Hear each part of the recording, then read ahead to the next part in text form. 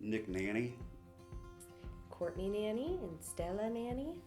and we got involved in foster care because Courtney and her 4 sisters were in the foster care system a lot in their childhood, and she wanted to help some kids. And she talked me into it, and it's worked out pretty nice. I wanted kids to know what it's like to live a different life, I guess, to know there's other ways than what they've seen, show them love, because sadly some kids don't feel the love, sometimes. People call her spicy. Yes. Her facial expressions, so she's a firecracker. She knows what she wants, and she wants what she wants. she's a daddy's girl, so I got a little something to say that don't get I don't feelings know that nothing, she's but a daddy's girl, but Oliver, we got an 8-year-old boy. He's kind of outgrown some of the things he used to do when he was smaller. But every day that I pick her up from daycare or come home from work, she gets a big smile, runs towards me screaming, "Daddy." That's what I get out of the deal. I mean, there's nothing better.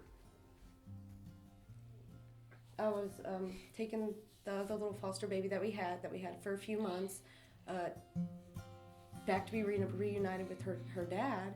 And as I was walking out, one of the caseworkers there said, "Hey, there's this little girl, and she's been in the hospital for a few months, and we think she's about ready to go home, but we don't really have anywhere for her to go."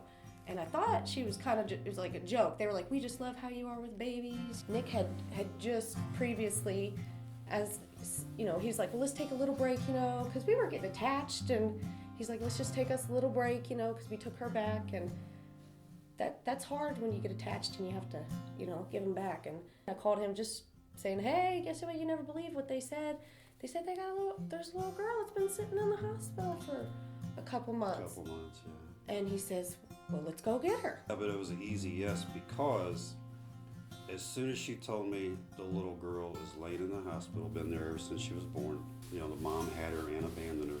Really premature, very premature. They did a great job keeping her alive and getting her healthy.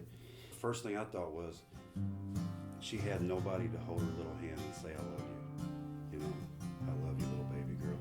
So it was like, hey, it's meant to be, let's go get her. I didn't want to say yes unless I had thought it was going to be forever, because I didn't want to take those bonding, precious moments away from another family that knew that they were ready to adopt.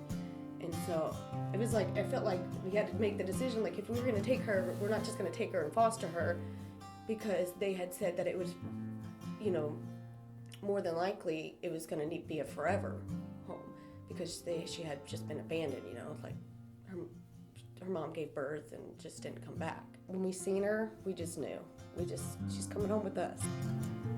Now they contacted I guess there was a guy's name on the birth certificate, but he said, that's not my baby, and tried to find other relatives and couldn't find anybody that had any interest. And what I learned right off the bat, because I grew up totally different.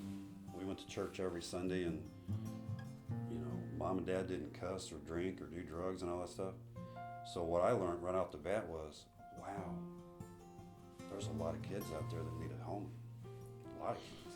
A lot more kids than there are homes available. So. Yeah, and I think a lot of people say no because they don't, you get attached. And you don't want to have to, I mean, sometimes you have them for, over a year or even longer, and then they go back to their parents. So that's a long time to have a child into your home and to love them and then say goodbye, So I think that's a reason people say no. But if I had anything to say about it, I'd say that year, you changed their life in that year, you can change their life. So you can show them a normal way of living, a good way of living.